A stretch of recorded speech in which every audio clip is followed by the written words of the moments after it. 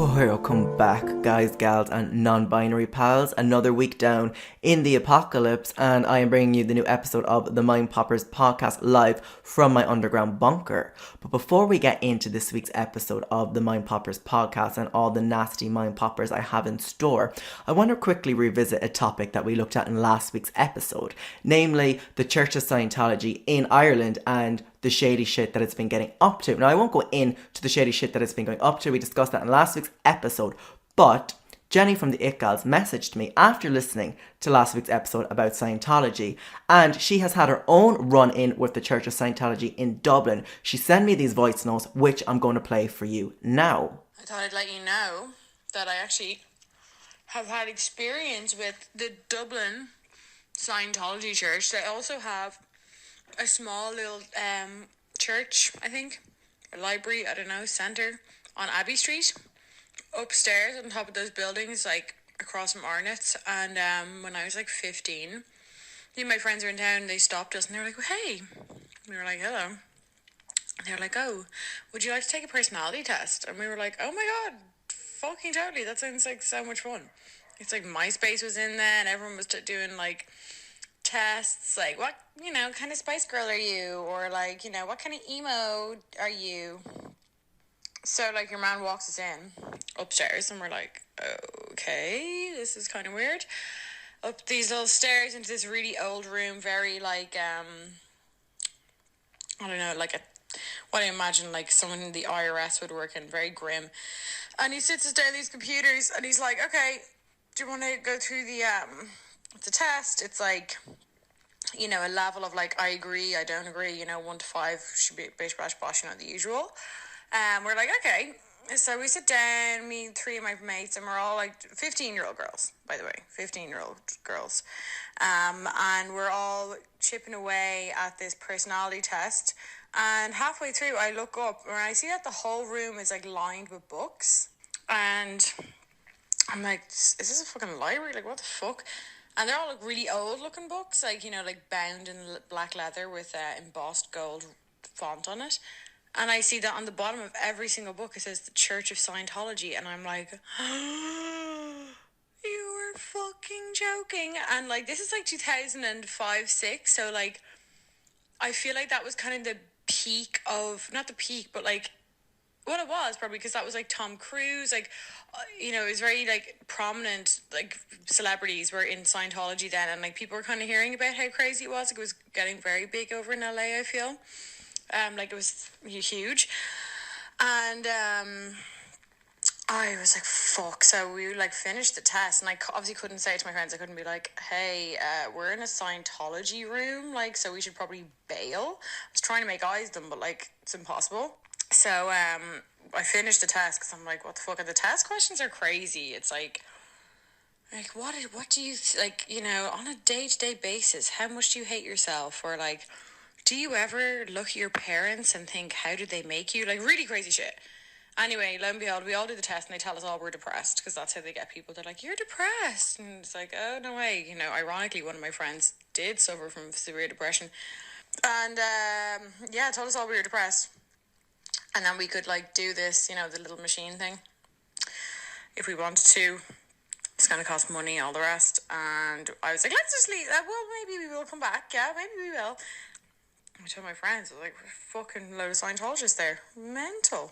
So I am a little shook at that. The fact that, even around Scientology, like just coming up to its peak in America, they were already like pulling this shit in Ireland as well, and bringing in 15-year-old girls off the street to do a personality test. Like, that could have been me. Because like a stranger came up to me and was like, would you like to do a personality test? Especially when I was 15, I'm like, yeah. And then to find out after the personality test, and I imagine like no matter what you answered in this test, the results were going to come back that you were depressed. But of course, hello. Like, I'm a 15-year-old who is coming into some 50-year-old's office to do a personality test. Of course I'm depressed, So no big shocker there. Obviously, the story didn't necessarily have the happiest of endings, because as we all know, Jenny from the It Gals did go on to become, a very prominent figure in the Church of Scientology in Ireland. But enough about that. It's in the past. What I want to get into right now, and do you know what I want to talk about before we get into the dark stuff, because this episode does get quite dark. You know, just FYI, a warning, it does go into some taboos. So if you're anyway inclined to be offended, or, you know, just want to stay away from the negative energy, then continue listening, because there is plenty more trauma you can fit into your life. But some things that I'm excited for at the moment, I just finished Ryan Murphy's new limited series on Netflix called Hollywood. It is fucking fantastic. Ryan Murphy, for those of you who don't know, is the creator behind American Horror Story, the assassination of Gianni Versace, the People vs. O.J. Simpson. Amazing. Oh, Scream Queens. Amazing. But I just finished that series, and I have to say it is some of the best work Ryan Murphy has done in years. Basically, Hollywood is set kind of in Golden Age Hollywood, maybe I suppose just before Golden Age Hollywood, and follows like the story of like these young characters, these like young actors and actresses who basically have to fuck these old men, these like old executives, to become stars. And it's amazing. You kind of see the struggles of everybody, like all these like guys having to do gay for pay. The women obviously not getting like any significant roles, especially African American women at the time. They were playing like caricatures of themselves as maids. But the story goes on. It is fucking amazing. I hope more people watch it. And I tell you, I cried like a little bitch at the end. I cried like a little bitch, and it takes a lot for me to cry. It really does. Like sometimes just to like have an emotional release, like when I want to cry, like I used to have like these staple movies that I'd watch over and over, like just to bring a bit of tear, like release, like an orgasm of the eyes. One of the movies I used to watch to make myself cry was My Sister's Keeper, but I watched it so many times that when the little girl died at the end, I just stopped crying. Anyway, something else that I'm excited about is obviously Lady Gaga is coming out with a new album, Chromatica. I think it's coming out in like less than 3 weeks. But when I was seeing all like the press and whatever of her promoting the new album coming up, it kind of took me back to a place. And this is always like a mind popper that I've had for a long time, but never really talked about it, never really discussed it. I guess it's kind of a conspiracy theory. But I believe, right, that people like Lady Gaga, you know, pose a real threat to the music industry.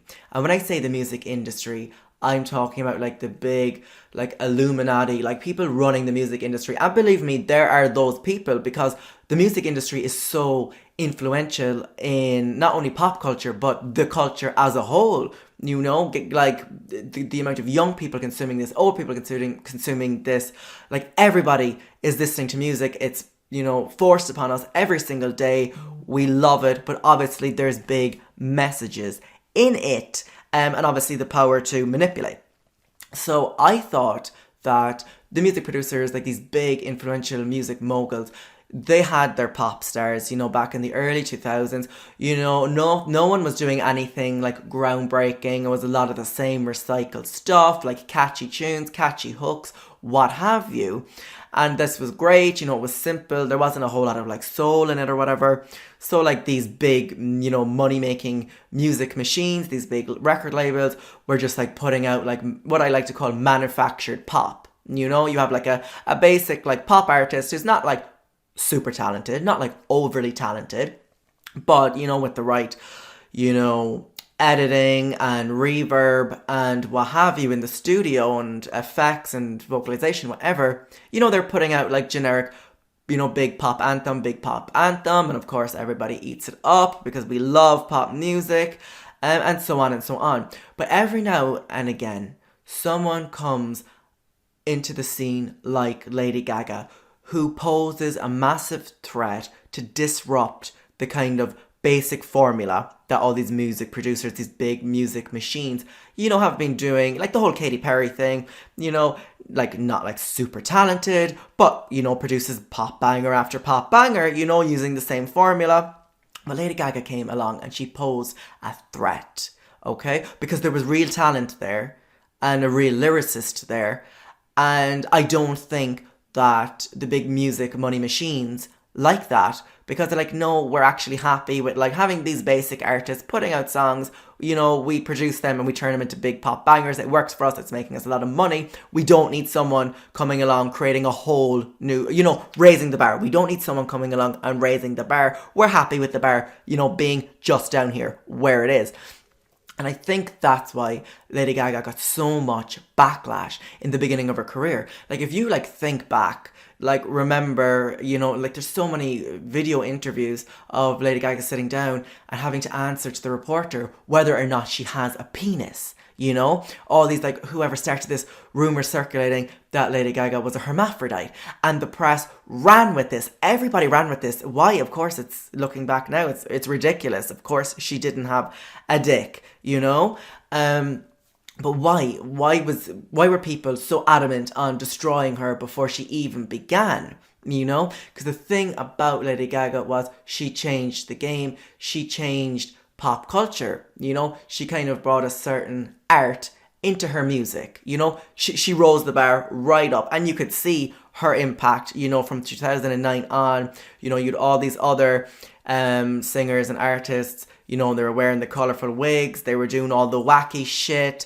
you know, like Lady Gaga in the meat dress, and Lady Gaga coming in at the egg and the Grammys, all this weird shit. And then all of a sudden, artists in the pop scene all around the globe suddenly had to step up, suddenly had to rise to the occasion. So of course, when you think of, like, these big music executors and the big money machine having to throw more money now just to compete with the likes of Lady Gaga, you know, now Nicki Minaj suddenly has to start wearing all the wigs, and not only that, but, like, the sets, the props have to be bigger. There has to be meaning, you know, a heart to the videos and all that. So that's why I think Lady Gaga was, you know, just detrimental to a very stagnant pop industry. So I think that's why she was attacked so heavily. You know, saying like, oh, Stephanie Germanotta has a dick or whatever. And also it was the way in which she challenged the rhetoric that was going on in society around pop music at the time. Like, you can see, you know, there's a lot of interviews. And one that struck me in particular is when an interviewer was like, do you think that, you know, like, the sexiness, the over-sexualization that you carry out on stage, do you think that will take away from your music?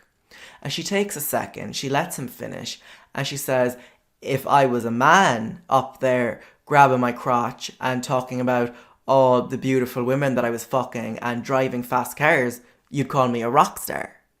So I'm just a rock star. So she really did challenge everything, and she changed everything from music videos to appearance. Everyone suddenly had to throw so much more money in. And I mean, look at her now. She has broadened out. You know, she has the pop album, Joanne. She has kind of like an EDM, like, arty album, art pop. She has the fucking jazz album, Cheek to Cheek. Everything but a pop album. But that's what I'm saying, is that I believe that the powers that be were like, no, we're not letting this girl, you know, ruin everything for us. We're not letting this girl start creating ripples in the pool, which it did. Obviously, she changed the music industry. She changed pop culture. And a lot of people will say, yeah, well, Madonna was kind of doing the same thing. And that's absolutely fair. But in the same vein, you know, Lady Gaga was doing it, you know, kind of at the emergence of, like, a digital age, you know, where everyone had, like, kind of like, well, nearly everyone had, like, access to the internet, and information was being shared more than ever. But in the same way, we can look at someone like Lana Del Rey, who I'm a big fan of, obviously. But at the beginning of Lana Del Rey's career, you know, she was called, you know, fraudulent, and this whole kind of 1960s kind of old Hollywood glamour, this kind of persona that it was created, and it was fraudulent, and everyone was calling her a fake, and everyone just wanted to nip her in the bud. They wanted to stop Lana Del Rey from happening. But of course, Lana Del Rey would go on to become one of the most influential artists in music at the moment. And I think why they wanted to take Lana Del Rey out, they wanted to, like, slit her throat before she even began, was for the same reason as Lady Gaga, but because she was going to create ripples in the pond that they didn't want. Okay, so all of a sudden you have Lana Del Rey, who's creating these beautifully aesthetically pleasing videos, you know, beautiful cinematography, beautiful videography, but she was also writing her own material. You know, she was a beautiful singer, yes, but at the same time she was also a very talented lyricist. She was a poet. And you kind of saw around this time when Lana Del Rey was writing her own songs. Like, she sprung onto the scene. First of all, because The Weeknd, as in Abel, The Weeknd, started sharing some of her very early work, and she was doing the same for him. But she kind of shot then into the forefront when Fern Cotton on BBC Radio 1, you know, started spinning Blue Jeans and video games, and she kind of exploded. But the thing is, it was around this time when this kind of whole kind of bitchiness came about. We're like, oh yeah, well, you know, Beyonce's good or whatever, but she doesn't even write her own songs. Lana Del Rey kind of put pressure on the pop world to start kind of being more of the artist, you know, rather than just being the voice.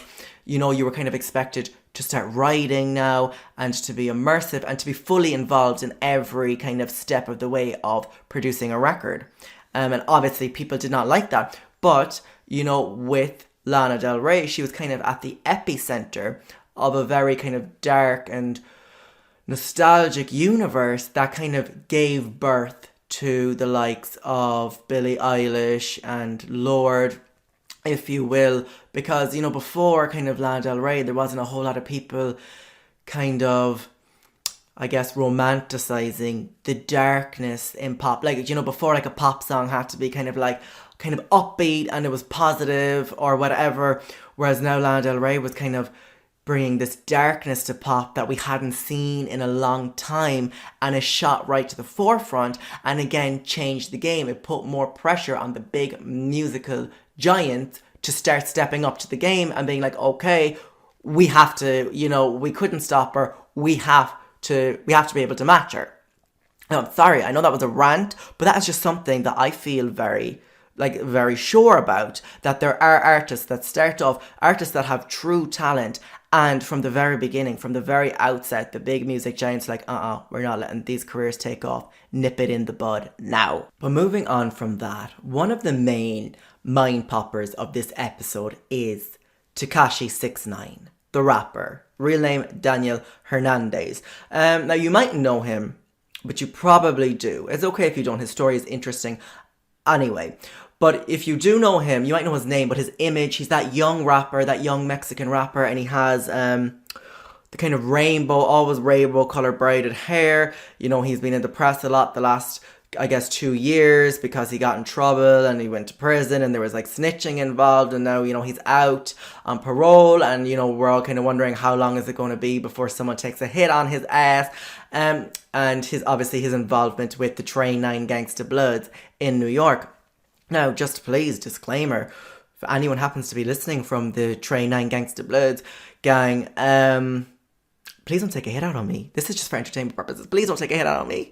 And I would also like to disclaim that I have never been involved in a gang myself. However, I did start when I was younger at Charlie's Angels Fight Club. If you remember, I spoke about it on Instagram. So I guess that was kind of a gang. You know, I was obviously the leader. I founded the Charlie's Angels Fight Club gang. You know, we did cause a lot of trouble. We got into a lot of fights, you know, but it was more so a community. We were training, you know, for bad situations rather than starting them.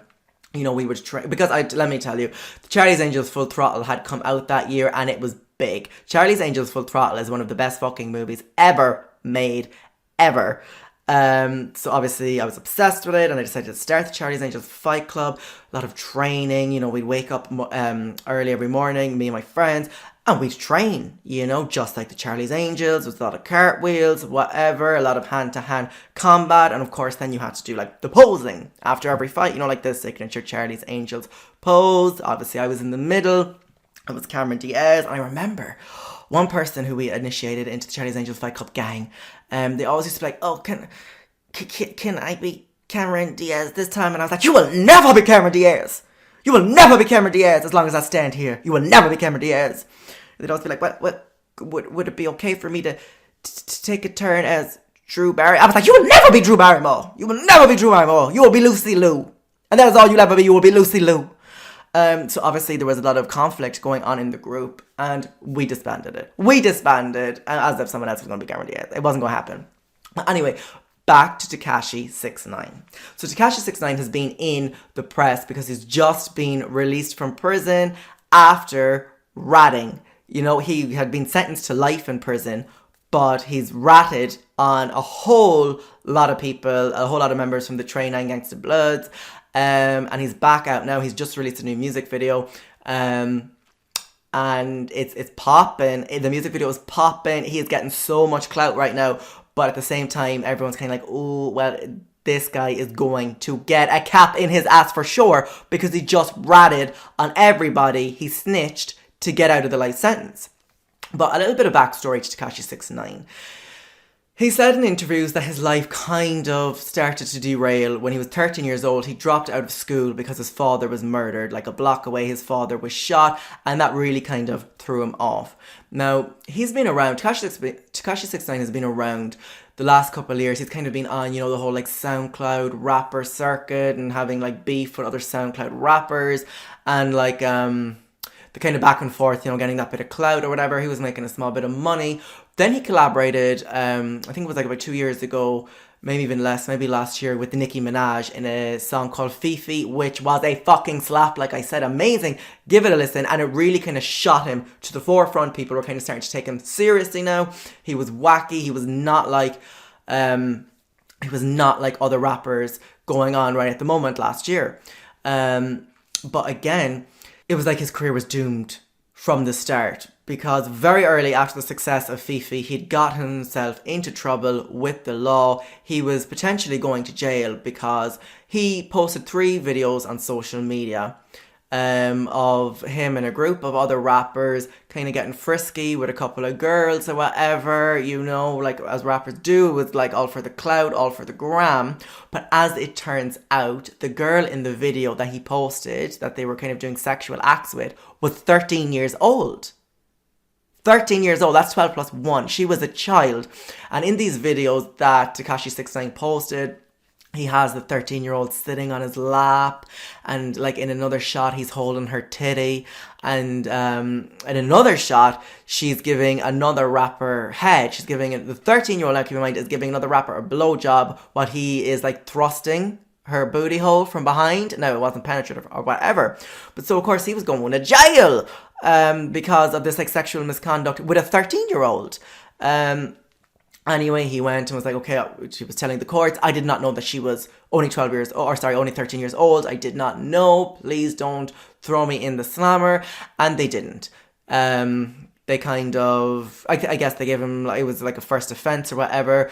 So, and I guess that they believed him that, he didn't know that the girl was 13. She had been saying that she was much older, saying that she was 19 or whatever. And he was only 17 at the time himself. So he got away with like community service, and he was on probation or whatever. He was obviously not allowed to commit a crime for another 2 years, or this would violate his terms of his parole or whatever. So anyway, he goes on, he's still making music, he's still kind of building up that bit of support, bit of a buzz. So he released another song then the year after.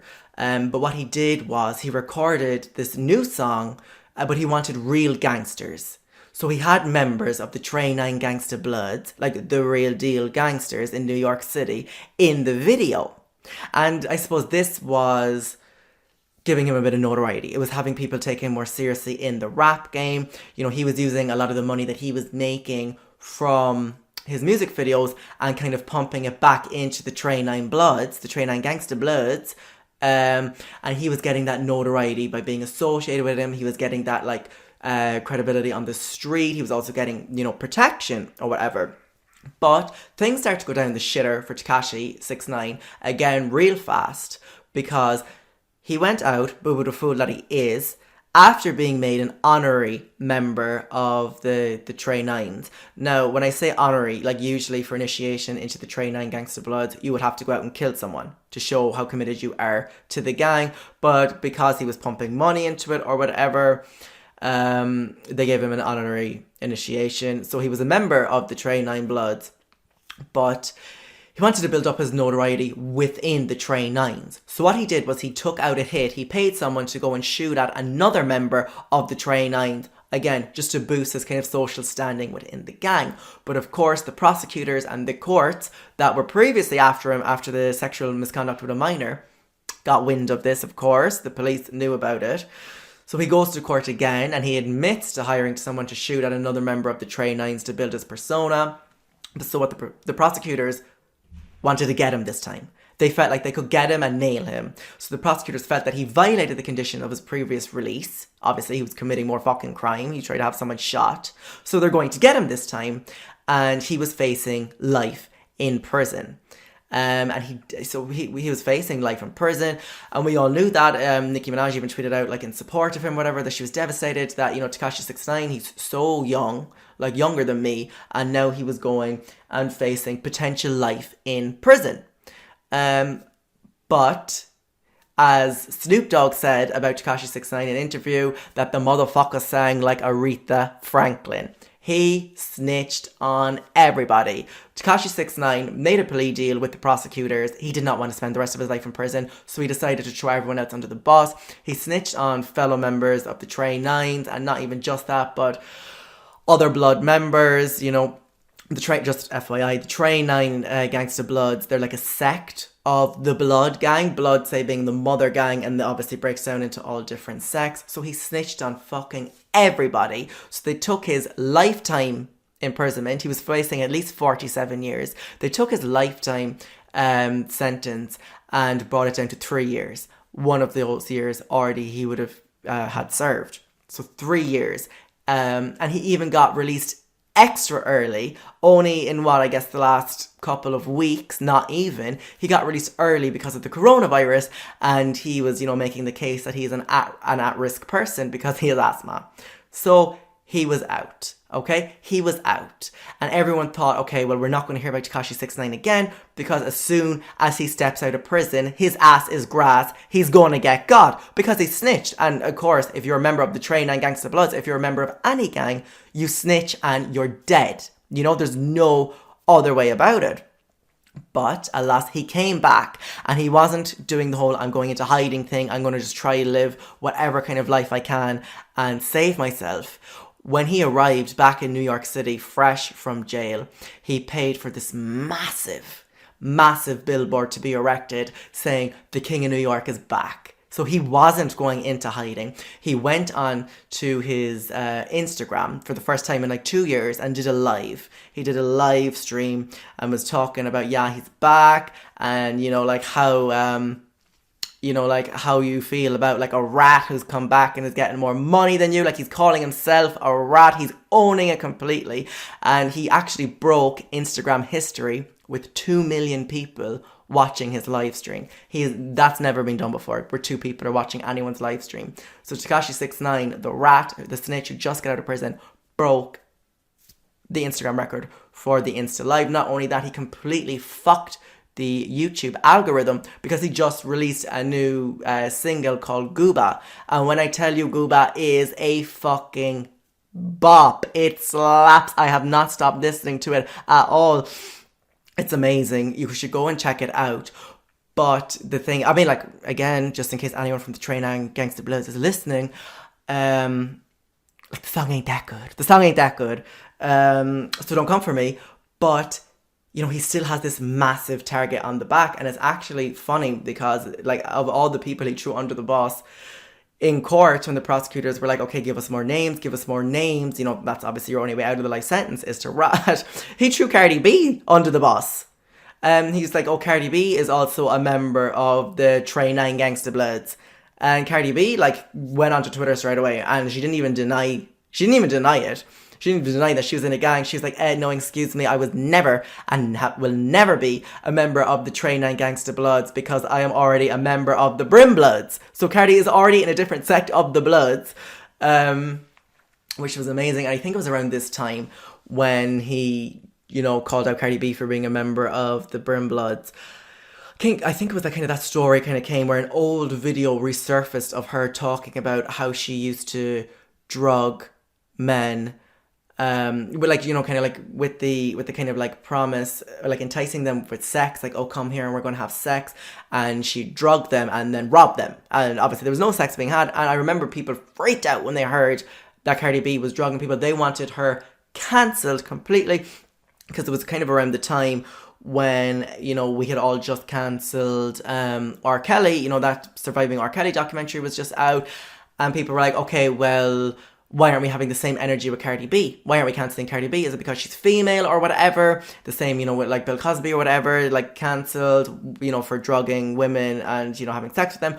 Why weren't we cancelling Cardi B? And I know this is a bit of a tangent, but I guess the reason we didn't cancel Cardi B when we found out that she was drugging people and robbing people was because this happened pre-fame. You know, when she had nothing. You know, R. Kelly and the likes of Bill Cosby, they were like using their gross use of power and celebrity to, you know, rape women and what have you. Whereas Cardi B was doing this when she had nothing. And the whole thing about Cardi B's image is, you know, we kind of have this image of her as being a hustler. You know, she came from the Bronx with nothing. And, you know, the interesting thing about Cardi B is that she never tried to hide any of this, you know? Like, she did say, obviously, like, of course, she didn't make it, like, public, like, announce it around the town that she was a member of the Brimbloods or whatever, because, like, she wouldn't get her endorsement deals or whatever. She'd lose everything in terms of sponsorship and all that, so she wouldn't be making as much coin. But she talks about, you know, like referring to how she used to like entice men to have sex with them and then, you know, drug and rob them. She said that she used to do it to survive. You know, it was before she had any celebrity whatsoever. She said that she had to do it to survive. And, you know, personally, I can make my peace with that. I can accept that and still like listen to Cardi B or whatever. Because you know what? The thing about Cardi B is she has never like strayed away from, she's never tried to hide who she was. That's who she was. That's the kind of music that she's making. She knows how to make that music because she's lived that life. There's plenty of rappers out there who are, you know, talking about the streets and rapping about the streets who have never been on the streets a day in the damn life, you know? Like me with the Charlie's Angels Fight Club, you know? I'm also, you know, I'm a member of the streets. And that's just the way it is. Some of us are street bitches. So in that kind of way, yeah, I'm glad that Cardi B didn't get cancelled because she's always been kind of living that. And she even kind of like in her breakout song, Bodak Yellow, kind of made the nod to the Bloods when, you know, she was, what did she say again? What was the lyric? She was like, yeah, these expensive, these is red bottom, these is bloody shoes, you know? She was throwing it back to the Brim Bloods. But I guess the whole mind popper of the whole thing in terms of Tekashi 6ix9ine, and I'm telling you now, if you're not following him, go following him because I'm telling you there's a lot more drama to come. You're hearing it here first. The thing about Tekashi 6ix9ine is like he is the first, I guess, rapper to, you know, a young rapper to go and face a life sentence in jail, snitch on absolutely everybody and get released like almost straight away. And he's using that snitching and using, you know, him being a rat. And now he's coming back and collecting a bag. And we've never seen that before. We've never seen a snitch, you know, come back out of jail to go on and not hide and stand in the forefront. And now he's turning all this clout into, you know, a very promising music career. Like, I guarantee you're going to hear more about him. And he's even like using like the whole like he's calling himself a rat in his new music video and all that. It's good. Again, you know, concerned. I feel like he's going to potentially catch a bullet. Like, there's a lot of people out in New York City who are going to want to light his ass up. And I can completely understand that. So, with all our talk about gangs and what have you, I have to warn you that the final mind popper in this episode is where it gets dark. It gets real fucking dark. And I am a bit personally involved in this story. I remember, I think it was back in 2017. I don't know, I was browsing the internet, whatever. I was blogging at the time. I wasn't doing the whole like, oh, today I had blueberry pancakes. Like, I was never that person. You know, if I was creating something, I wanted it to be something substantial, something to make people think. So this mind popper focuses on a gang called Virtuous Pedophiles. So like I said, back in 2017, I was running a blog and I was always looking for like the weirdest story, the most taboo subject to dive into. So I remember I was reading articles and I think it was on The Guardian. I came across an article. It wasn't an article about this group, but it had mentioned them in passing, mentioned the Virtuous Pedophile group. So, of course, my inquisitive nature, I put on my Nancy Drew cap. Actually, no, I did not put on my Nancy Drew cap because Nancy Drew ain't street. So I did a deep dive into this group, Virtuous Pedophiles, and what they were. So I went onto the website, and basically it was this group of pedophiles, you know, self-proclaimed pedophiles out there on the internet who had created their own community. And I guess their whole gig was that they weren't practicing pedophiles. So by saying that, I mean they weren't out molesting children. They claimed that they had never, had any sexual conduct with children, and that they wouldn't. And I guess that their whole thing was that they were saying that, being a pedophile was something that, they grew up with, as in terms of they don't know if they were born a pedophile or something happened, in early, development of childhood that, made them, have this sexual attraction towards children. But they were adamant that they had never acted on this urge and never would. Which to me, I was very interested, because the first instance when you hear or read anything in the paper of, anything to do with pedophilia, everyone's first reaction is like, oh, they should all be hung. They should all be strung up and hung and burnt alive. And yes, while that's all, very good, that's just not the society we live in. But I thought it was very interesting that there was, I guess, what you'd call celibate pedophiles out there. People who knew that they had these urges, but, didn't act on them. To me, that was fascinating. It was dark. It was taboo. And I didn't really know what was going on. So, the inquisitive little mind that I got in contact with the founder of this group online. His name was Ethan Edwards, which I imagine could possibly have been a fake name, an alias. I don't know. But I made contact with Ethan Edwards, who was the founder of the group Virtuous Pedophiles, and we had started exchanging emails back and forth. I let him know from the very outset that, I was running a blog, and that, I was, very interested in, this whole mess, of course. I love mess. So I was like, would you mind if I, shot you a question? And we exchanged emails back and forth, and he knew that I was going to be writing up, a story for my blog. And just to look at Ethan Edwards, he was the founder of Virtuous Pedophiles. And he told me, which I thought was very interesting, that he had realised, I guess, or accepted that he was a paedophile. I know this sounds so fucking weird, but it's interesting.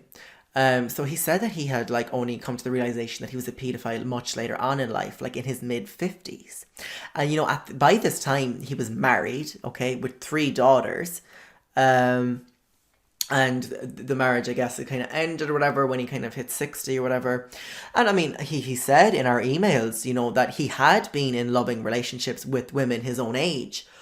But his strongest attraction, he told me in his email that his strongest attraction was to girls as young as 4 years old, which was weird. And I mean, of course, in this situation, this was uncharted territory for me. I was speaking to a paedophile who had never molested anybody, who had never committed a crime. So it was just all very strange for me. And, in our conversations, I had asked him, I was like, okay, well, I mean, you have daughters, and of course those daughters at one stage or another were young girls. I was like, was there ever a time where you found yourself sexually attracted to your own daughters? Or was there ever a time where, you thought that you may commit a crime? You may assault these young girls? Of course, I had to know. I had to ask the question, as invasive as it was. This guy had just told me that, that he was a paedophile. So, of course, I wanted to know. But he told me that no, he never had those urges. And he said that, well, he believes that, he told me in the email, that he believes that people are born, or that men were born with this incest kind of model wired into their brains, which would stop them from wanting to be sexually involved with their own daughters. So, I guess that's what he said. And he also said that, he can't recall a time where he struggled with, where he struggled with, containing himself. He was adamant that him and all the members of his group had never, assaulted a child. And I was asking him, what is the group about? Why create this group? Why gather all these pedophiles together for a community? What was the purpose? In the emails we were having back and forth, he told me that it was a community for people to talk. People like him to talk. People who are non-practicing pedophiles. They're also known as verpeds, ethic peds, or MAPs. Some people refer to minor attracted people. It was a community basically for all these non-offending pedophiles to talk through each other. And I mean, I did research, in between these emails about like the kind of psychology behind pedophilia, and there is no one answer. And in fact, there's actually not a whole lot of research done into it. How does pedophilia like develop in a person or whatever? I asked because I couldn't find any information, any substantial information online. So in our emails, I emailed him and I was like, well, what is your opinion on this? I was like, where do you think, pedophilia, comes from? And he was like, basically he was like, well, it's not like it's lightning. It's not like lightning strikes and suddenly you're a motherfucking pedophile. Suddenly you want to, assault kids. He said it's something that he lived for a long time, and he knew that. I asked him like, well, where do you think it develops? And he's like, well, I don't know, if you're born a pedophile, or if it develops, before puberty or whatever, or if it's something to do with trauma or whatever. But he said that, he suspects, from the people that he's talked to, that maybe it's like it happens, in the womb while the fetus is still in the womb, kind of like an anomaly, whatever. Or either a head wound, head trauma, he thinks that might bring about, someone becoming a pedophile, I guess. So again, it was very interesting and very dark, so I was falling down more and more down the rabbit hole. We had exchanged more and more emails, and I was, kind of becoming curious. I was like, okay, well, are you and your, I guess, congregation of pedophiles, are you going to seek help? Are you going to counselors or what have you? And he was saying basically that it was very difficult for these non-offending pedophiles, these MAPs, if you will, to go and get help because, you're never sure when you're going to see a therapist or a psychoanalyst or whatever. You don't know where your legal rights lay, he told me in these emails, in terms of he could go and like express that he was having these desires, and that even though he was a non-practicing pedophile and that he would never offend a child, he said that like you never know if that therapist, that psychoanalyst, is going to go and report you to the police, because there aren't any laws that kind of like protecting you, because like this person, I guess, who's a self-proclaimed pedophile has the potential to harm. So it's really up to the individual therapist, who, if they're going to report you or not. And I mean, he did raise some interesting points. I mean, look, pedophilia is obviously, it's unforgivable. It's an unforgivable crime. But I mean, he raised some interesting points. A lot of these people, who are living their life as non-practicing pedophiles, of course there should be some sort of research done into this, some sort of services available for them to get to the bottom of it and expand it and get a greater understanding. And the thing is, he said that he was telling me through these emails that you would be surprised, you would be shocked at the amount of non-practicing pedophiles, that, because of course you're not going to know that someone's a pedophile unless they have assaulted someone. So he said that you would be shocked to learn the amount of non-practicing pedophiles, non-offending pedophiles that, in your schools, in your hospitals, in your neighborhoods, because you're just never going to know. Of course, they just look like everybody else. I was kind of thinking, when you look at it in terms of like, say, the church. I mean, like, the church as an organization has like a record number of cases involving pedophilia of what we know, which I'm sure there's 90% is undisclosed, but the 10% that we do know, obviously it's weird, why is there such a large number of, child assault cases coming from the church, these religious organizations? And I was thinking, with, a lot of these non-practicing pedophiles, who are going to have to live a life of celibacy, because obviously they can't ever act on, any romantic feelings towards a child, obviously living a life of celibacy and no one questioning you, what do? You become a priest, And of course, I'm not painting everyone with the same brush. I'm not saying that every priest is a child molester. Absolutely not. Like, the vast majority of them, of course, aren't. But I thought it was food for thought. It was food for thought for sure. But again, it is very dark. I know it's fucked up. And where it got worse, well, not worse, but where it got worse for me, so I had finished, talking to this guy, and obviously I've had no interaction with him since. But so I wrote up the story on my blog or whatever, and it was getting a lot of attention. It was gaining a lot of traction. You know, nobody had kind of heard of this kind of story before, so everyone kind of wanted in on it. And I think I was contacted by one of the radio stations in Cork, Cork's 96 FM. It's a big radio station. It's one of the biggest in Cork. Anyway, it's one of the biggest in the country, actually. And they wanted to run the story of the name of the article that I had wrote up was A Conversation with a Pedophile. And they wanted to get into it. And, you know, I thought, okay, I could go on the radio and talk about this because it's interesting. It's a deep dive into the dark aspects of human psychology, and I can talk about that. I can have a mature, intelligent conversation about that. So I went on anyway onto the radio. I can't remember who it was, maybe PJ Coogan or whatever, on 96 FM. And we did the story, and he was asking me questions. And of course, do you know what? It kind of was getting a little awkward because, you know, of course, I could only kind of give him respond to the knowledge that I had, and the only knowledge I really had on the subject was, you know, information that I had received from the founder of the Virtual Pedophile website, Ethan Edwards. So really, I was just kind of conveying his answers on the radio. And it was kind of getting a little iffy because I remember the host, the radio host, was, you know, like asking me like my opinions on stuff, and I was like, I ain't here to give opinions on pedophilia and all that. I am here because of a story that I wrote. You know, this isn't about me. And I could tell that the chat that we were having on air was kind of becoming clickbaity, for the lack of a better word. It was becoming very kind of sensationalized. And, you know, after like the conversation went on for about 10 minutes or whatever, I still have the recording somewhere.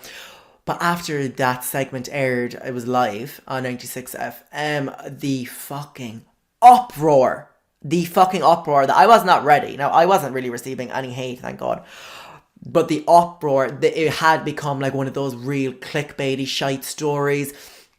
And it had gone huge, and there was like thousands of comments on the 96 FM Facebook page and whatever, like people going absolutely crazy. Of course, people just eating into it, like people eating it up, you know, that whole clickbaity shit. And there's one thing I can't stand is radio stations and the whole clickbaity thing. I think it's so fucking cheap and tacky. You know the way, like, and you will see it with like all of the radio stations in Cork. They will do like, you know, kind of like around Christmas, they'll do this like stupid fucking story just to stir up drama. They'll do like thousands offended because Santa Claus is a man. Why can't we have a female Santa Claus? You know, why can't we have a transgender Santa Claus? And they, you know, they run with that, knowing that no one really gives a fuck that Santa Claus is a man. Nobody wants Santa Claus to be a woman. Okay, we got Mrs. Claus, you know, she the bomb. But they post these kind of little stories to divide us and, you know, drum up a bit of clickbait. And this happens on radio stations all around the country. And I've done bits for I've done bits for 96 FM, I've done bits for Red FM, I've done bits for Today FM, I've done bits for BBC Radio 1. And the only exception I would say was Today FM. I worked in Today FM for 2 months as an intern on the Last Word with Matt Cooper. And that show had integrity. It was a beautifully put together show. There was a lot of thought behind it, a lot of culture or what have you. It was not, they weren't doing the clickbaity shit like the radio stations in Cork were. So I got off the radio and I was seeing all these comments and I wanted to have an intelligent conversation about human psychology, and obviously this has just turned into a fucking free-for-all idiot fest. Whatever, I let it go. And then I think that the researcher I was dealing with at the time who put me onto the show had left that radio station and had gone to another prominent rival radio station in Cork City, and she contacted me again months later asking me would I come on and do the same segment. Now this was like months and months after, like I had, you know, it was done. I had no interest in revisiting it. She contacted me months and months after because she had moved to a rival radio station, and she basically asked me would I come on and do the same story again. Would I come on and do... After me seeing and after me knowing then that her only intention was the whole clickbaity shite, like they had absolutely zero fucking interest in having me on to talk about like a real human interest piece. They wanted the clickbait. they wanted the traffic that it would bring to their site and to the station, with people going mad, you know, this like talk of like virtuous, not offending pedophiles, what the fuck is that, you know, and have people in uproar. And I wasn't going to do it. And she'd rang me a couple of times and was trying to get me on. And I was like, look, listen, sweetheart. I was like, what I ain't going to do is become the pedophile man. All right, that I'm going to be drumming this story around from station to station. I ain't going to do it. At least not when it's you want it done in a very unintelligent way. I ain't doing it. I ain't biting.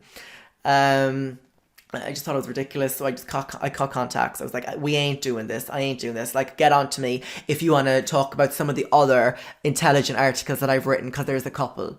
But I ain't doing this cheap bullshit again for you and your clout. It ain't happening. I'm not doing it. Yeah. So I just wasn't going to let myself become like the pedophile man. I mean, God, like to have your name associated with anything, pedophilia is not one of them. It just ain't gonna happen. Again, that was like 2 years ago, and I haven't been in contact with either of those radio stations since. But yeah, so I had the article anyway, and it had drummed up a bit of excitement. It was extremely interesting. And I remember when I was living in Dublin, I went to interview for an internship with the magazine Woman's Way. I know, who did the fuck did I think I was? Woman's Way. And they were offering me, like, they basically told me they were impressed with the interview, because I tell you now, and I shit you not, I do a phenomenal interview. Very good in an interview. But they wanted, they were like, okay, you 100%, you have the internship, and we'll give you €100 a week. I was like, ain't happening. Ain't happening. I know my worth. Okay, trying to survive in fucking Dublin City on €100 a week. Not happening. It just ain't happening. I was like, you can either double it to €200 a week, or I walk. And they were like, walk, bitch. And I did. I walked. But they got in contact with me afterwards, and they were like, oh, look, it sounded really interesting. And of course, I'd sent them my portfolio and links to my blog. And they had seen the interview I did, the interview entitled Conversation with a Pedophile. So they were like, oh, can we buy the rights to the article that you wrote? Can we buy the rights to it? We'd love to publish it or whatever. And I was like, oh, okay, this could be interesting. I was like, how much would, selling you the rights to this article cost? And they were like, €200. And I was like, oh, okay. €200, 100%. I was like, take the shit off my back. Because €200 at that time was like big money to me. €200 as in like, that was like 4 bags of weed up in Dublin. So of course I said yes, and they were like, okay, well, we just need you to kind of like tweak the article in certain ways, like bring in kind of perspectives from kind of experts or whatever on the whole thing. And I did, and I said I would. And I tried to do that, but excuse me, just reliving all this brings back so much drama. So I tried to do that, but again, the research wasn't out there. I couldn't find an expert that knew diddly shit about, what I was talking about. So I wasn't really able to mold the article in a way that they could put it in print. Because of course it just sounded very one-sided. Like I was just talking to this like fucking pedophile and his like gang of pedophiles. So they were like, unfortunately, like we're not going to print it. But since we commissioned the piece, you're still entitled to your €200. And I was like, no, I couldn't possibly take your money. I was like, look, let me try again. Let me try and hunt down some experts, and you can pay me when it's ready for publish. And they were like, okay, it sounds good. Went out anyway, again, couldn't find diddly shit. A lot of people just didn't even want their name associated with pedophilia, which I totally understand. So I was like, shit, I was like, I ain't going to be able to find anyone to turn this article into something that Woman's Way can fucking print. And I really needed that €200. I was scraping the bottom of the fucking barrel, in Dublin. Like, I had nothing. Nothing. When I tell you I had nothing, I was living in a house with 10 fucking people.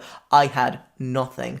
So I called them up, like 2 weeks later, and I was like, hey, wasn't able to get what you needed, but I need my money. I was like, I need the money. You promised me the money. I need my money.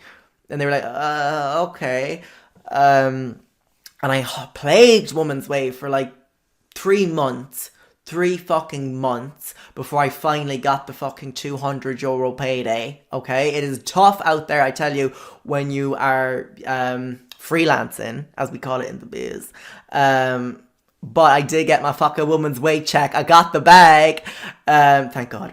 Because I tell you, I needed the money, and it was a grueling task hunting those bastards down for the money. And to finish up, I guess the whole mind popper of it all, if my article proved anything, was that there are pedophiles all around you, and you will have no idea who is and who ain't one. On that incredibly dark note, thank you for listening to this Saturday episode of the Mind Poppers podcast. If you want to support the podcast, you can, of course, as always, scream into the void, but you can also rate the podcast on Apple Music and leave a review. I will be back with you next Saturday for a whole fresh array of Mind Poppers. I have a feeling next week we're going to go dark. Stay woke.